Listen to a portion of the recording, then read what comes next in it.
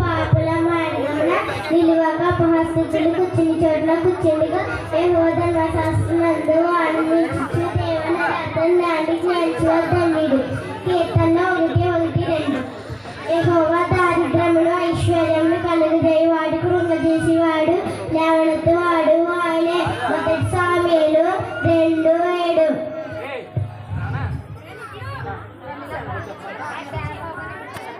కొంచెం ఎదరకరా చెప్పండి.